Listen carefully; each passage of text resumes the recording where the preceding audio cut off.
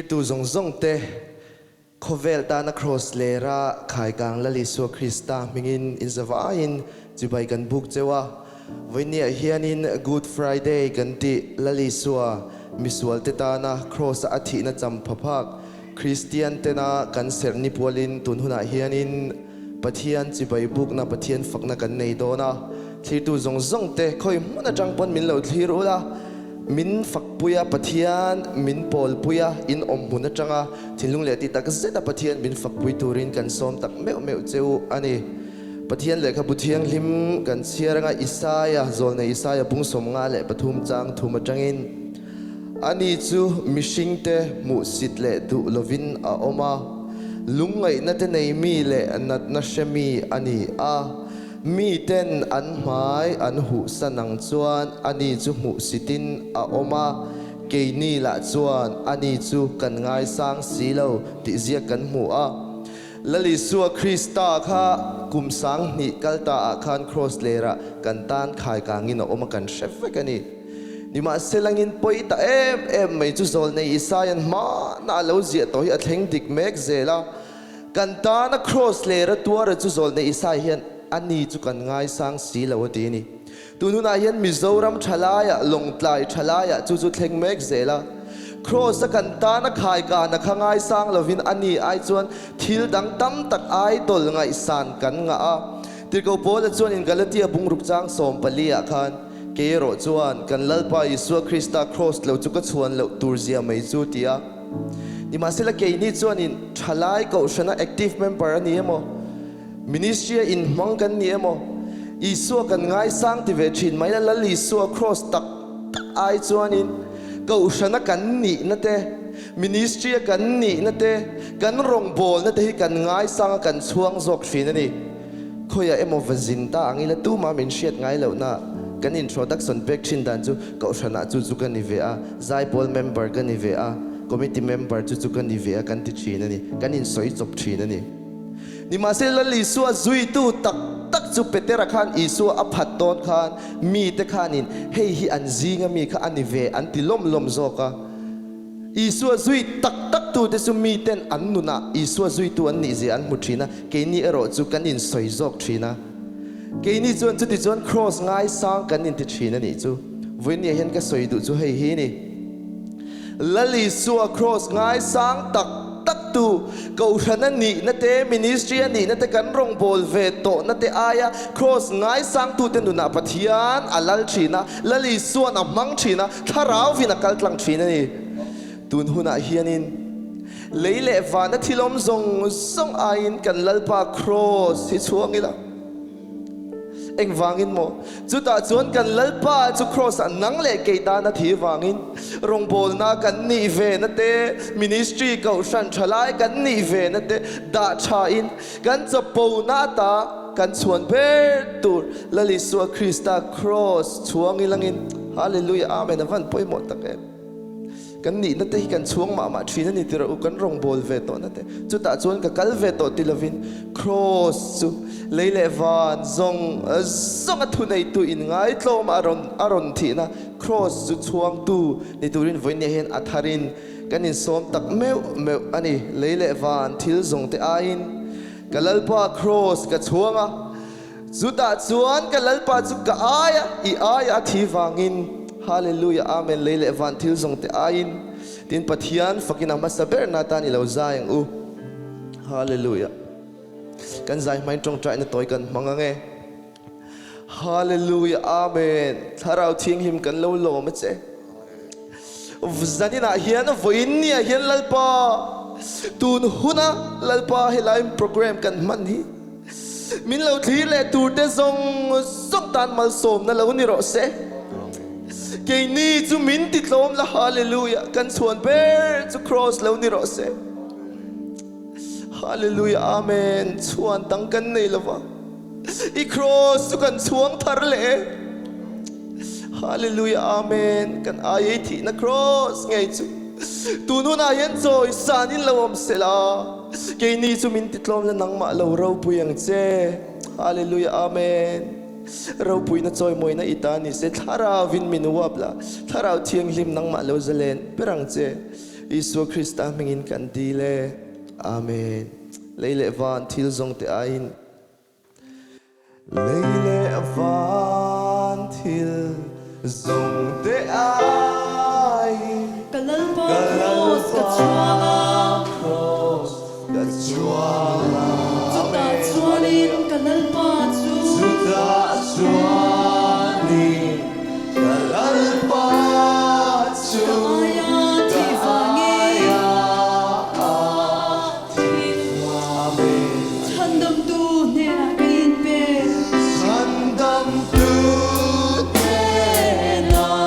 kain pe Nunna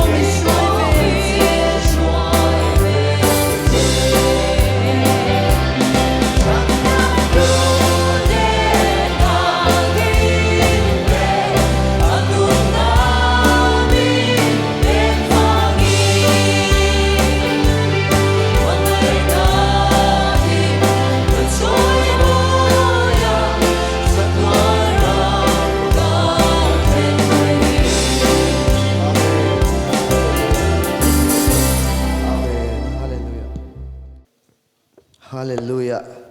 Lalpa fakhivan nuam tak em. Kan nunglok a kanin hosana tin kan awa. Nau pang polten kholaya laliswa lalzian awa tu tiang che jonin kumsang tam takal ta kan Jerusalem laliswa kharau pui takinan aluta hosana ti in anlo mani. Hosana ti thom arre nuwa kanin ring taka an aw la chu kheng betro ti ni ring tununa hianin hosana ti thom fak na thom arik la hi chuanin rongbol te hi nuama rongbol na kalte ministry angani emo ko shana ani emo hosana ti mi te na min fak la hi chuan lali suan nung su hi nuam em thina ni ma sela hosana ti thom are kheng betro ti thom ari ka mi ten min sela min rela eng tin tin mo min soya che hi chuanin rongbol hi har chal thina ni ma sela lali suan na poi mo em mai chu Hosana ti thom are kheng betro ti ari arin em lai pokhan zol nei isa chon aka po ang lo ti poimo em chu hei hi ni fak na thom ri lo ma sela มีเต็นโฮสนาตีนมินซอยมอยเรามาเสละมินเซลินเค้งเป็ดโรตีนมินหนุ่ยโซมาเสละงอยฮิวันเท้าตักเอ็มและลิส่วนนุ่งซุยนายนั่งงอยฮิวันเท้าตักเอ็มอามาอิสวงเอ้กับอากาปออังลวันนี้จูฮาเลลูยา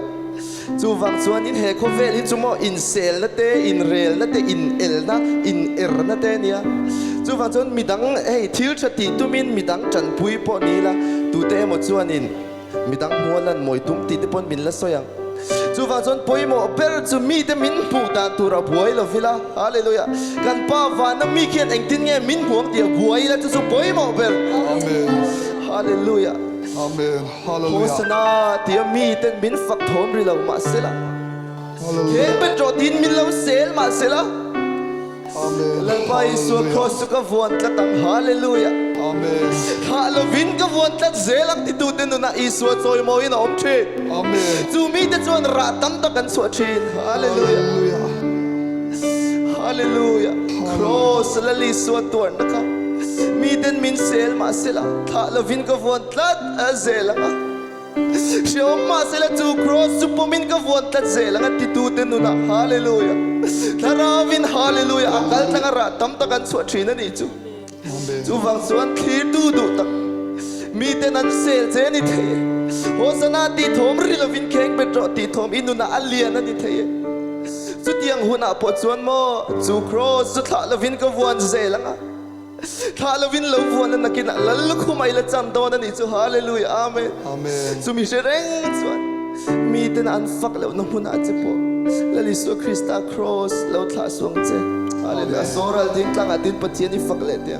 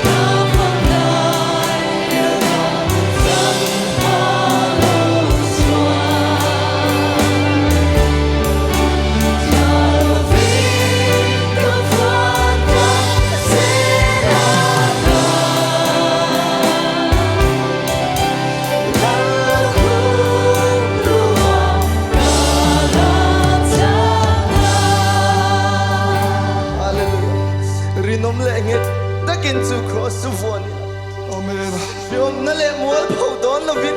Amen. lali Hallelujah. suwa wang yan miten min lo sel ma se Amen. rinom le nget takin tu cross one sel hallelujah ato le ka vandu nakina awan rama min la suai ko mga Hallelujah. chuta chuan sa tuan in ro mui na kan chang to hallelujah amen hallelujah ka sai zong moi ko mur chum chum te ni chum le hallelujah Hallelujah. eko vela in rinom le nget takin tu cross one nila ma se mo she om na le mo phau na ten ve setiang gara po chun rinom le nget takin vuan nila atot le chun nakina awan nila sa tuan in ro pui na kan chang don ni chu hallelujah pathian fakinom ro se Amen. hallelujah rinom le nget takin Rinom le Takin su krosu varila sheom na le mual po dolovi nakina awan nila hallelujah magina vanila ila shwai komana tuan in ro pui na kan chang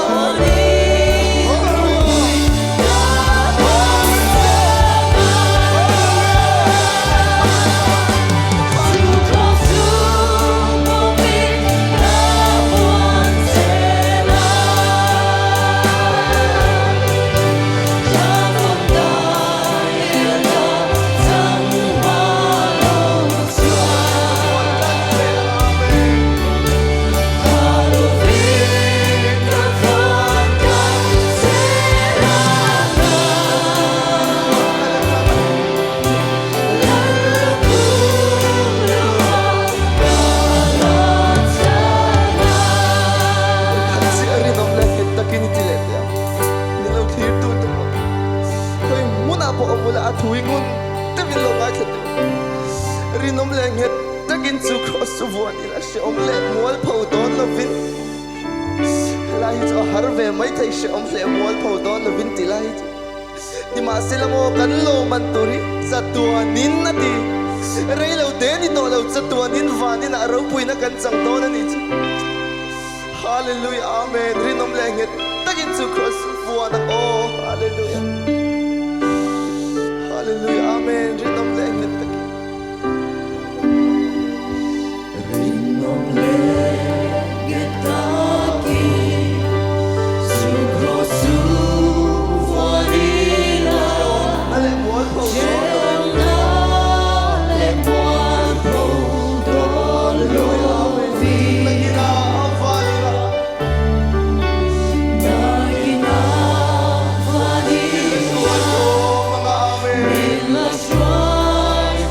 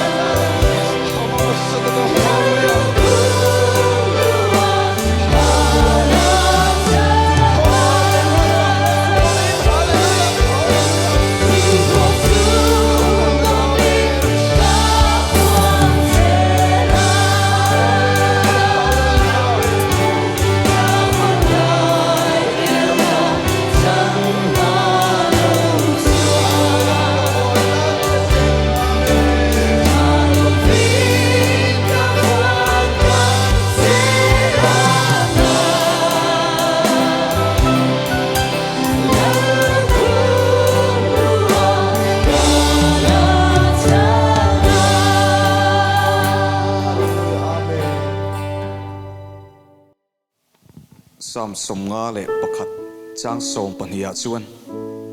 Davidan imi chandam limna chumi pele la tia moi lu tukin he thui lo cham chu ka ni ring tu Nunna kan chakna thuruk chu Christian min chandam na lut sia de kan riat non le fo hi nia chu Krista kan tana Calvary cross atorna lut sia muthiam chu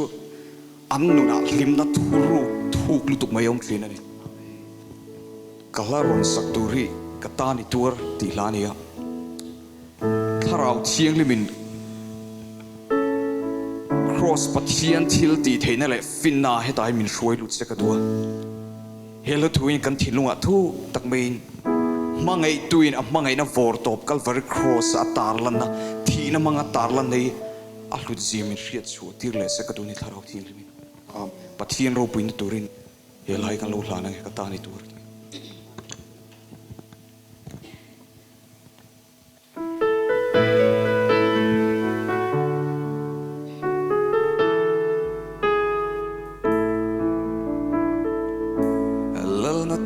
song le til di the na I til siam song le an ro puina te mi string finale an fiat na song te ne swing so re anong lo chelal pa lal ram ro pui le lal thente ko fel moi na le an sak na song te li ho san na le ro ru te song ai oh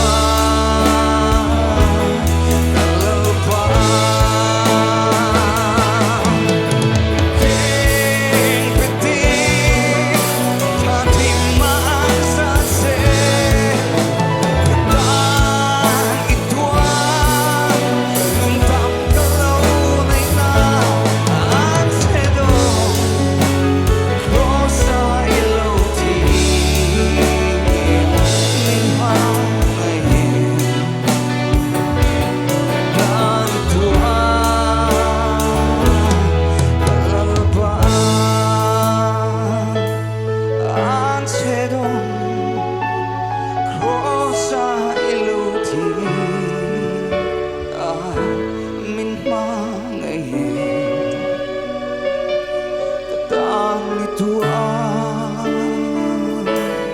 Kan Lal Lupa na faklama sa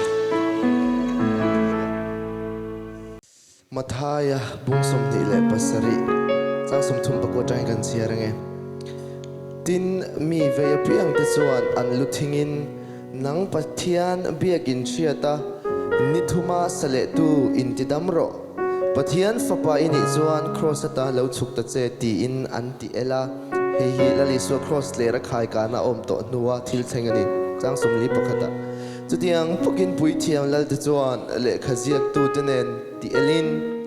midang ma atidam thina ma ni intidam thei si lo Israel la nin ni lom ni tu na hian cross ata chu lo chukam me ti chuan ma chu kan ringang ti nan ti ela ti se kan mu ni hallelujah la li so kha khovela len lai kha mi tam takati dama dam lo chu sei lo mi thi hi la kai thau jem te thau ro ka ti che ti atong kam khat kan mi thi an thau the ni ma se la cross a khana ma in ti dam thei lo ni chu mole iswa chu ro pui ro se eng wangin nge in ti dam thei lo le nang le ke ma wang ani hallelujah chu tiang ma ni po in ti dam thei lo ke ma ni wang chu ma ni po in ti dam thei lo ke ni chon kan la hoi san thina aril ru kan latin na thina ni chu hallelujah kan van za puyom takem isu min ngai da mang che hallelujah amen tuar na zong tuar chok min tan tu isu hallelujah amen phat san thei kan ni lo ingai to cheng har de po akut ngadam middel de po avoy khatte dam ke ma ni wangin cross avok thitlini na oma hallelujah nang le ke ma wangani ama ain ti dam thailo ni ke ma ni wangani iswa ming su fucking om le rose hallelujah when ni hian to cross le ke ma ni wangan na tuar in ti dam thailo chu mi te na anti el lai khan ka ngai to le ta o avan na don ka ti mi poi ti dam ni lom ni nang ma khain ti dam ta che ti cross le ra khai kan an moi tang anti el lai khan ka mi tha hian ril ru van na em ase iswa khan aka po lang chong lo chu wang chon nang le ke hian hallelujah hun thra kan nei lai ke ma ni wang ma ni point ti dam thei lo iswa ti fak ma yang u ro pui na zong zong chu ama chu na phu si a amen hallelujah amen ma ni in ti dam thei lo hallelujah amen bidang tan dam na chu hallelujah pathian ni fak le te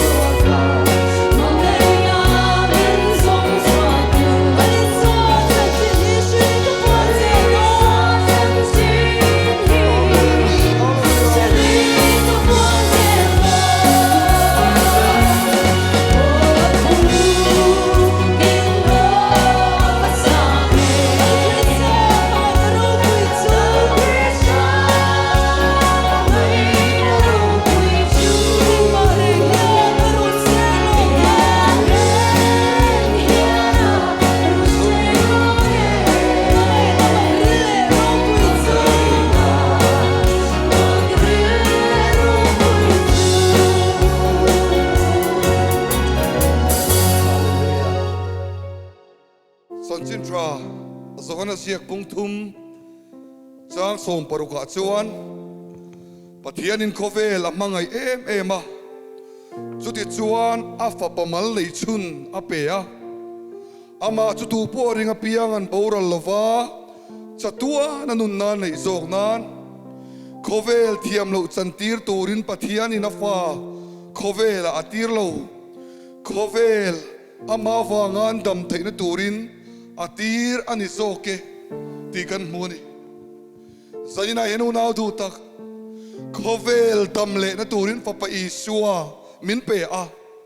khovel suala to no chan suala na turin papa Isua Krista chu he le ya lo kalani chu afa han ro puyem pathian ming chu fakin omro se unau du tak zaina hian pathian mangai na in khoi che dua inun thak dang lam sak che dua nun thar pek che du ni zaina hian saltan na sang salkan tang mai thei dam doi ngurai mo enge dik sonamo kan tang mai thei pathian mangai na hian thak dang lam thei lo pakhat ma anei lo zaina hian unau du tak hei ka sia tir du che ni lali suam mangai na chuan misual bauto nu te chan tamakanom le theina turin a papa Isua min pe ni chu pathian min chu fakinom ro se sam number sa som thum pathum na kan chiar chuan harmon dai phim Zion tlang te ta thin ang khati kan mu harmon dai phim Zion tlang te ta thin harmon tlang le Zion tlang chu san avangin ruwa chum tui pai te chuan an tho khum zo lova chu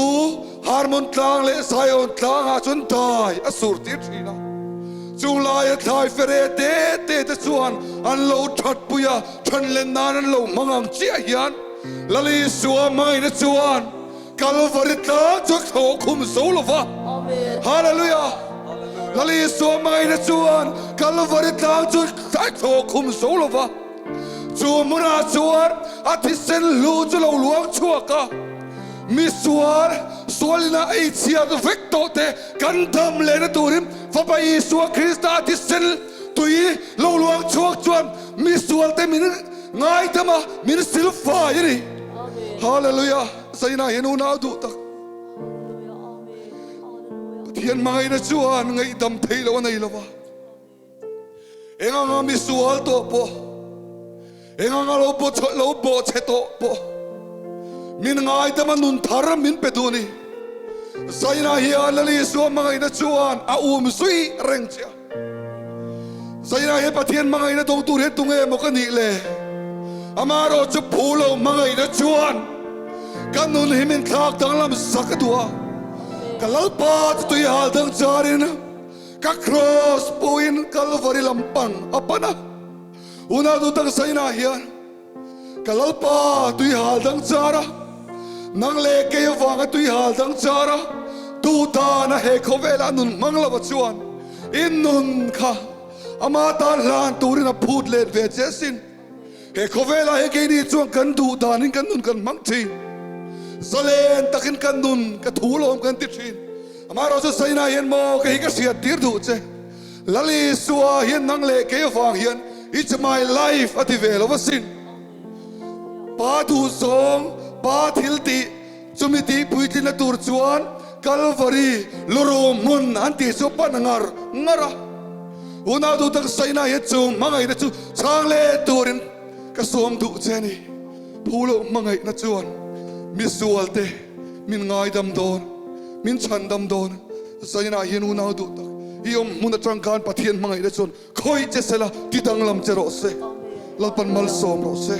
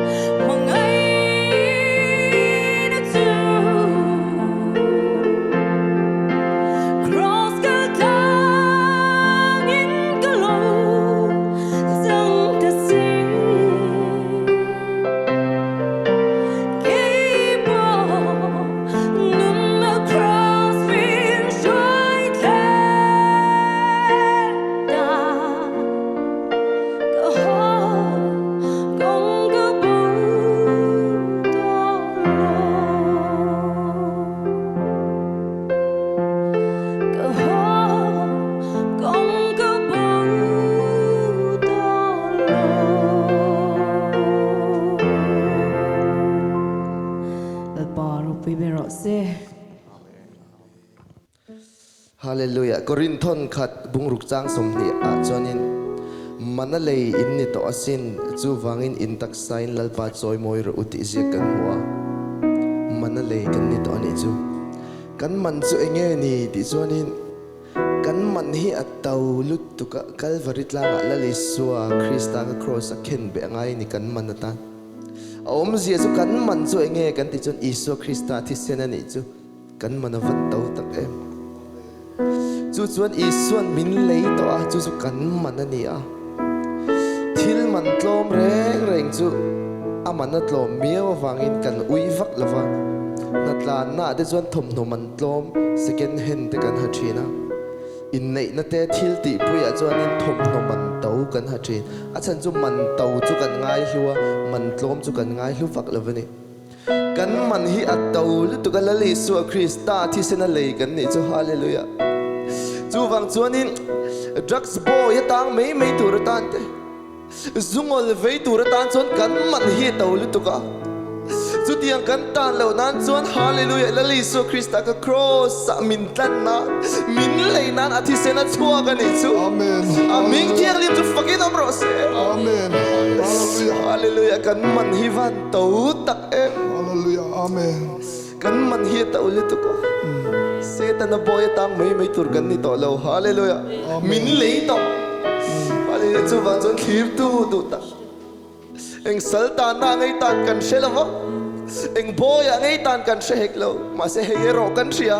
lei ni to Israel to Amen. lalpa ta ini to hallelujah Amen. Hallelujah. Isua Krista ta ini to a chan chu eng wang mo a lei to che a thisen in a lei to che Amen. hallelujah Isua ta ini Amen. hallelujah ita kan ni sa tua na tan ata ini to sa tua na tan ata kan ni to hallelujah amen ita kan ni hallelujah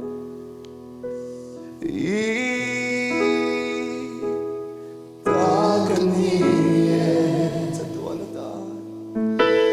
sa tua na tan Katil na fin na sonte ita ni Labay tani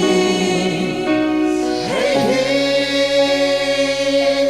Katupoy ben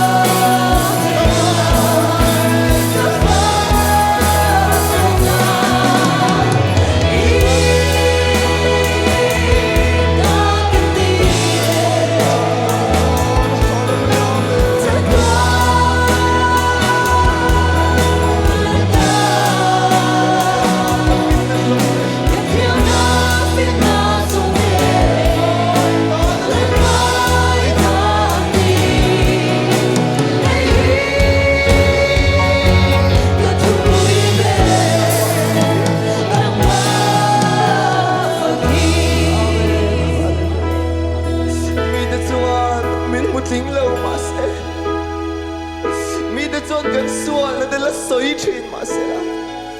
cross le ra Isua khai kan awangin ngai tamin kan om ta hallelujah Amen. Hallelujah. min ngai dam satli anil wa thai ngila ni chu Amen. hallelujah amen selar am kan sual na sen kha vurang in cross thina awangin awar le ta hallelujah pathian ming chu pakin om ro se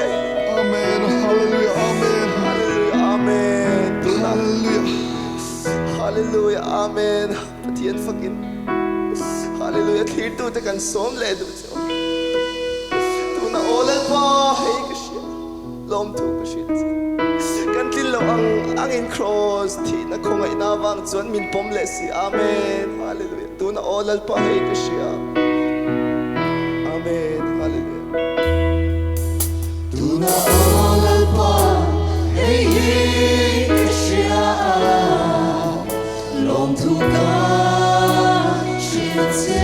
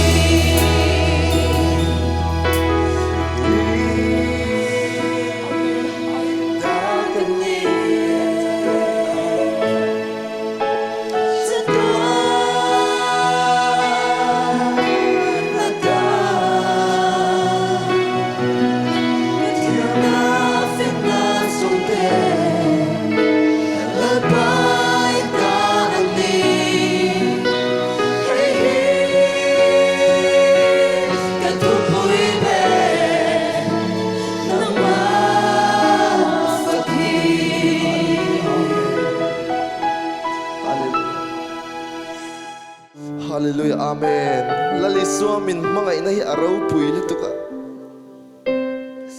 hallelujah amen kan tlin lo na ang hian min poma ata a min lei to Krista ti sen hallelujah min lei to awangin tling lo chungin rong bol ve te min phal saka cross ar ve kani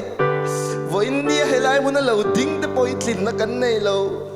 ni ma sela kan tlin na su cross ani hallelujah amen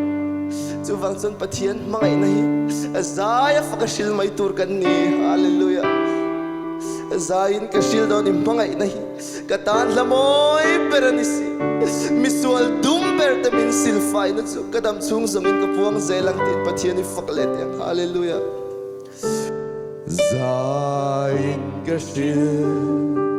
don im mangai na hi katan lamoi peranisi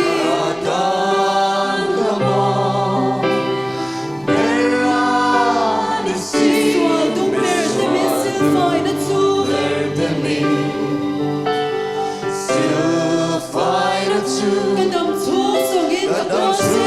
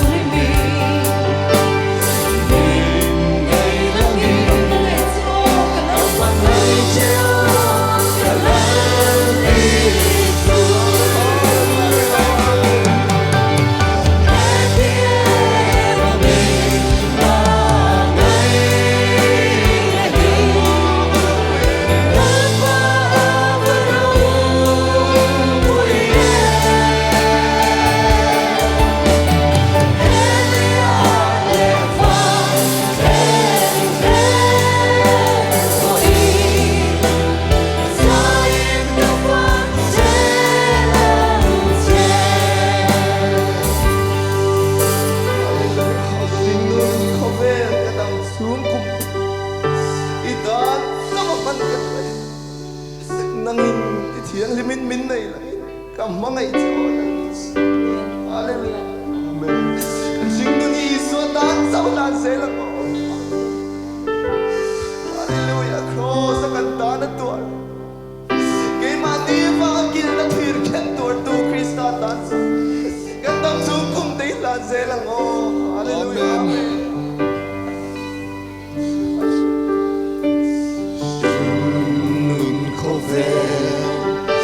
Kadang sunggung kehi dan safa mangga yang demi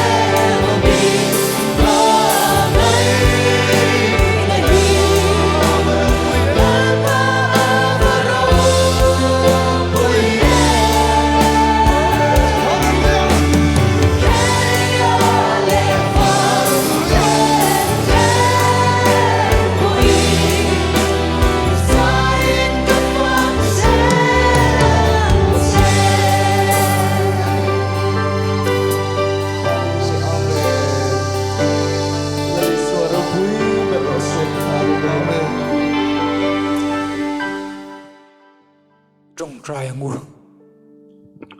kapa iming chu fakin sila zanin program mangthia hun tham sim sakawangin iming chu fakin ro se lalpa zana hian ngai thatu tele entu zong te thir tu zong te tharau thiang hlimin minom puila tharau thiang hlimin chen chilla lalpa thir tu te zong po tharau thiang hlimin pui với khang che zanin hun tham siam sakawangin thole Isua mengin lom tu sei chungin kadila che amen